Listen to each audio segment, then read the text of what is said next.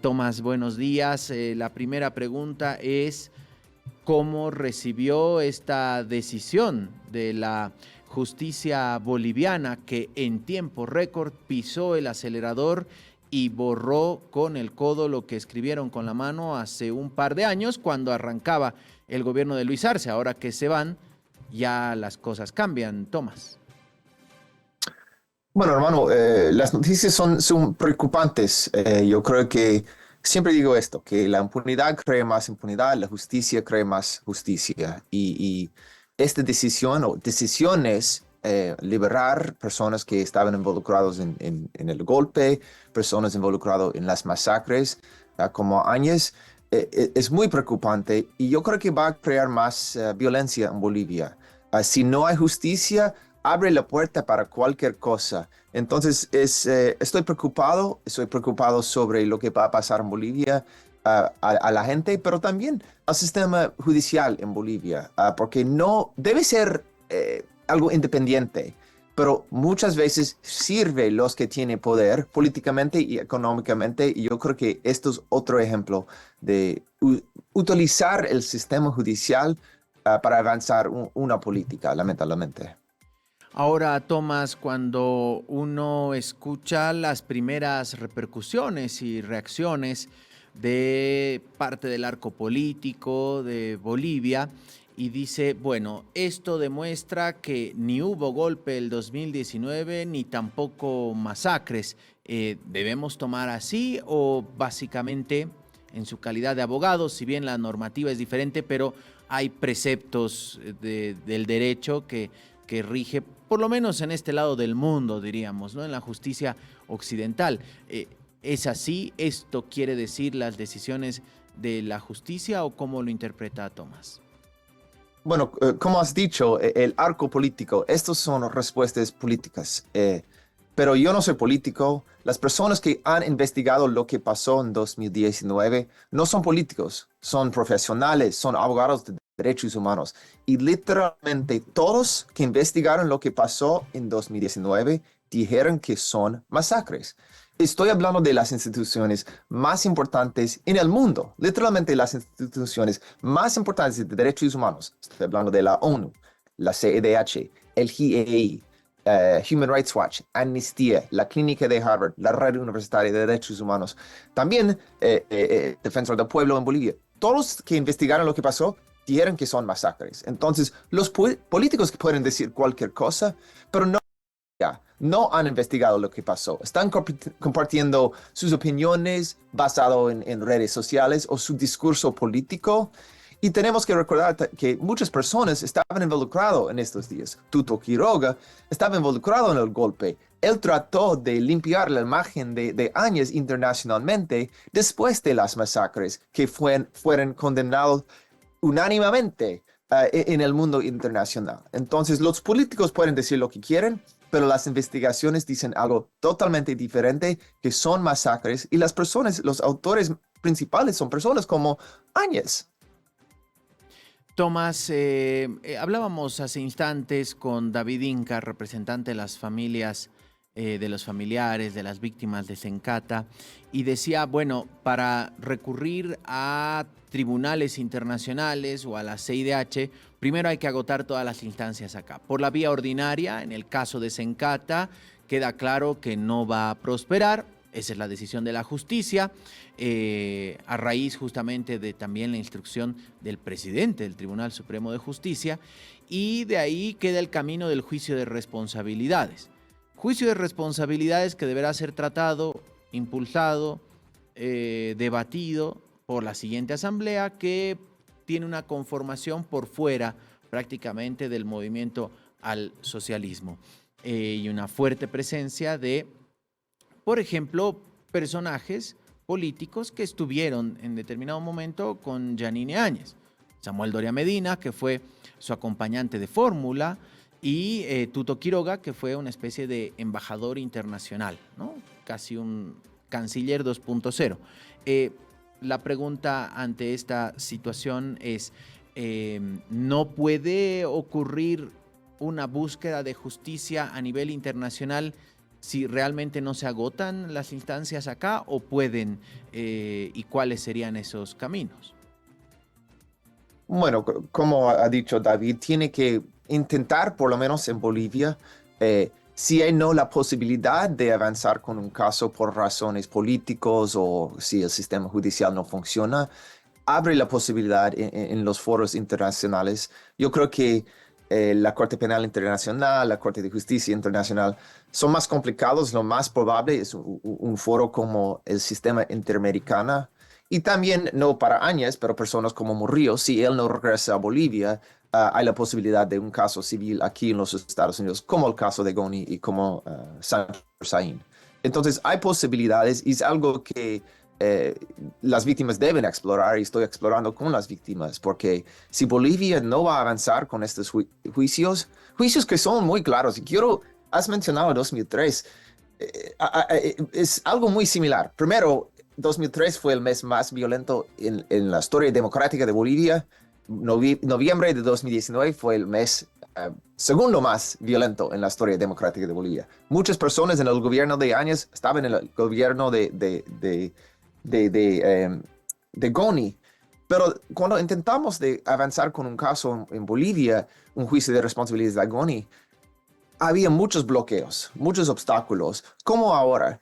La diferencia es que en 2003 no hubo, bueno, faltan pruebas, no pruebas, pero como ya tenemos pruebas con cámaras de 2019, ya tenemos investigaciones internacionales que no existían en 2003. Entonces, a mí es muy interesante que hay mucha oposición a los casos. Muestra a la comunidad internacional que los políticos que van a negar esto no son personas serios, son políticos. Pero por lo menos aquí tenemos investigaciones. Entonces, si las víctimas presentan sus casos frente al sistema interamericano, ya sabe lo que pasó la CEDH. Han investigado, han dicho que son masacres. Entonces, es una posibilidad y es una vergüenza para los que han negado lo que pasó en 2003. Entonces diríamos que el punto de partida para las víctimas de las masacres de 2019 es, entre comillas, un punto más avanzado que para las víctimas de 2003, justamente por estos informes de la GIEI. Absolutamente, han recogido muchas pruebas todas estas instituciones, también como nosotros en Harvard, la red universitaria, como el GIEI, como la CEDH que hizo otra investigación, la ONU que estaba allá. Han hecho estas investigaciones, las pruebas existen, las declaraciones existen. Entonces, no es que va a ser más fácil, todavía es un camino mucho más, todavía muy, muy difícil, pero existen cosas que no existían en 2003 y son casos más claros. Literalmente, cada víctima en 2019 en Sencata y Sacaba fue manifestante o persona civil. Ningún policía ni militar recibió un impacto de bala. Nada. Es como blanco y negro. Son masacres muy claros. Tuto Quiroga puede decir cualquier cosa, pero las investigaciones dicen algo totalmente diferente. Ahora, Tomás, al ser delitos y violaciones a los derechos humanos, son catalogados como delitos de lesa humanidad y por lo tanto no prescriben y pueden ser activados en cualquier tribunal del mundo. Sí, no, generalmente los que son como de alto nivel, la prescripción es muy largo. Entonces, por ejemplo, en los Estados Unidos, 10 años. Y entonces hay tiempo para hacer esto. Pero también la palabra en español, lo siento, no recuerdo, pero si, por ejemplo, si intenten en su país y no avanza, es que el momento de la prescripción comienza después cuando rechace la corte. Entonces, a veces puede aumentar el espacio, los tiempos. Entonces, hay la posibilidad de hacer algo porque las víctimas han intentado en Bolivia y el sistema judicial está jugando con sus vidas. Entonces, hay la posibilidad de extender la prescripción en foros internacionales. Depende de la situación y la corte tiene que analizar la situación. Pero todavía la puerta está abierta para delitos de alto nivel como asesinato o genocidio. Tomás, quisiera aprovechar la oportunidad. La última vez que conversamos fue después de ya prácticamente el cumplimiento de la condena de Arturo Murillo, que viene muy relacionado también al 2019. ¿Usted tiene alguna información nueva respecto a Arturo Murillo que estaba justamente, iba a solicitar, solicitó una audiencia para exponer el por qué no podía volver a Bolivia? ¿Tiene alguna información, Tomás, en qué anda la situación de Arturo Murillo? No mucha información específica, excepto todavía sigue en detención, que la Corte ha hecho una decisión, pero y no ha dicho exactamente lo que dijo la Corte o el juez. Y no van a publicar, generalmente cuando son casos como esto, que son delicados políticamente, pero también si una persona expresa que está en peligro, no publica mucha información. Entonces lo más probable es que van a publicar cuando hacen una decisión si aceptan su apelación o no. La única cosa que sabemos es que él tuvo su audiencia a la semana que decidió. Y bueno, eso también dependerá de qué va a ocurrir acá, ¿no? Porque mientras eso pasa en Estados Unidos y una de las explicaciones para solicitar que no vuelva a Bolivia es que entiende que sus derechos pueden ser vulnerados por el gobierno que es opositor a Arturo Murillo. Sin embargo, estamos en un proceso electoral en el que hay cambios de dirección, diríamos, y que para muchos, ahí por ese cambio, diríamos, en la corriente política, se entiende las decisiones de la justicia de las últimas horas. En ese caso, ¿qué podría pasar? ¿Se caería el argumento de no puedo ir porque está gobernando el MAS? Después de noviembre ya no gobierna el MAS y gobernará un candidato de derecha, de centro derecha, como queramos correr tanto a Paz como a Quiroga, pero ya no será el MAS. ¿Ahí se caería el argumento, Tomás? Sí, sí, hermano. La panorama ha cambiado en Bolivia políticamente y sus colegas y co-conspiradores como Áñez están recibiendo bueno, ayuda en el sistema judicial en Bolivia. Entonces, si él va a decir, el gobierno me va a perseguir, mucho más difícil decir esto ahora, porque el gobierno que supuestamente iba a perseguir no va a seguir en poder y sus colegas, probablemente Tuto Quiroga o Paz, que son por lo menos más políticamente como él, que el más, mucho más difícil presentar este argumento que va a perseguir.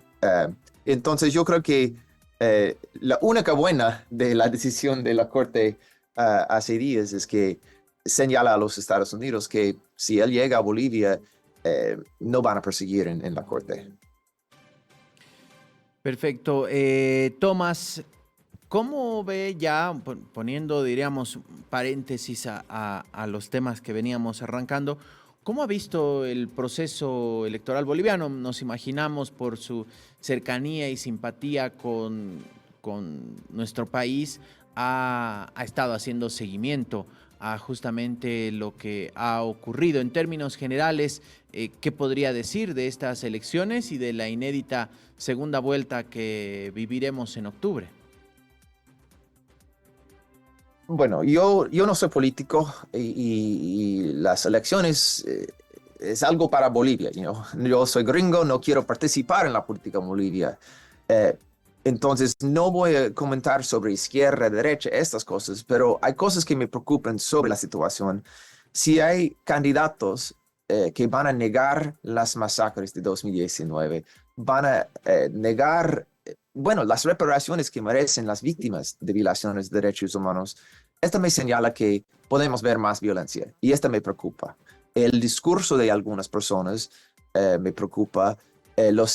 Las alianzas que tienen con personas que abiertamente han cometido violaciones de derechos humanos me preocupan. Entonces, ojalá, bueno, vamos a ver lo que pasa en octubre. ojalá avanza sin violencia, ojalá son gobiernos que creen en los derechos humanos, pero su discurso ha sido muy diferente y sus acciones me preocupan mucho.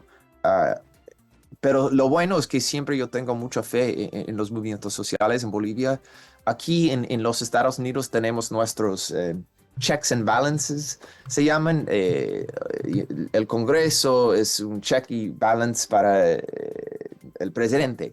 En Bolivia hemos visto que el sistema judicial no es independiente muchas veces, pero lo que es independiente es, son los movimientos sociales. Y si el gobierno hace algo mal, yo tengo fe en los movimientos sociales que van a resistir, como en 2003, como en 2019. Y si el gobierno actúa en una forma ilegal, ojalá puedan parar algunas formas de violencia que pueden pasar después de estas decisiones recientes pasado en la corte. A propósito de violencia y de situaciones complicadas, una última pregunta, Tomás. Coméntenos qué está ocurriendo en Estados Unidos en medio de una decisión del presidente Trump de avanzar mediante, o más bien con algún tipo de flota naval hacia el Caribe, algo que desde, por ejemplo, Venezuela han tomado como una amenaza a su seguridad. ¿Qué se dice en Estados Unidos sobre estas decisiones de Trump, que para algunos se convierte en una cortina de humo para distraer la atención y mirar hacia este movimiento militar para no ver de repente el caso Epstein o la situación económica que tampoco despega en ese país? Bueno, la situación con Trump es loca. Y la verdad es, él tiene apoyo con una clase de personas, pero la mayoría de la gente está resistiendo. Y Trump está haciendo muchas cosas absurdas para distraer y para ver lo que pasa. Entonces, literalmente está haciendo cosas, 100 cosas ilegales cada día para ver si 20% continúa y tal vez las cortes rechacen 80%, pero ha avanzado con 20%.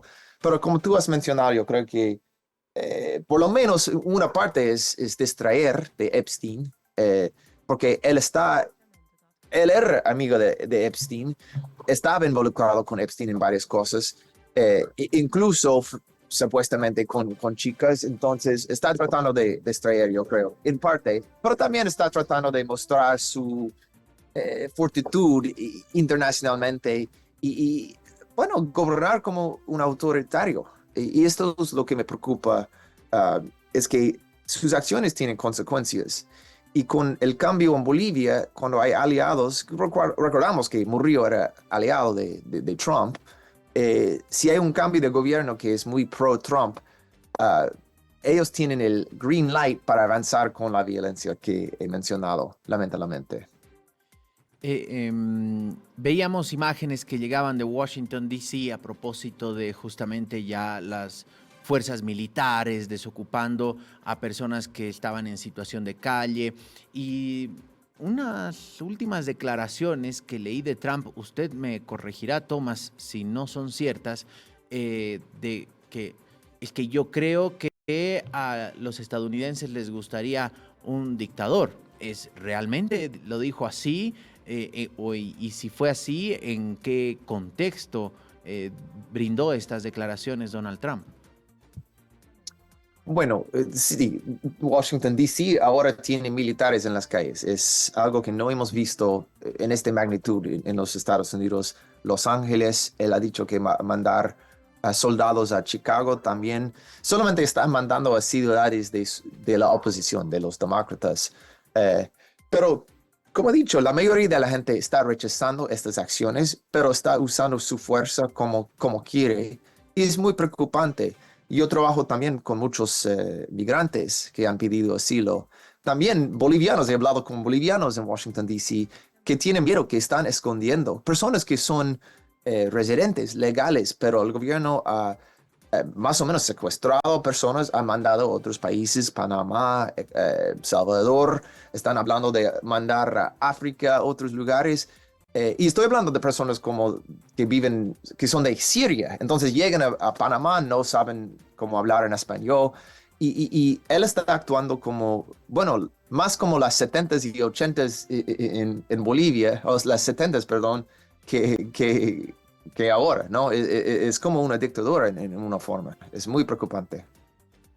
Tomás, queremos agradecerle mucho este tiempo con nosotros. Hemos aprovechado para hablar de nuestro país y de su país, ¿no? Porque también es importante ver qué está ocurriendo.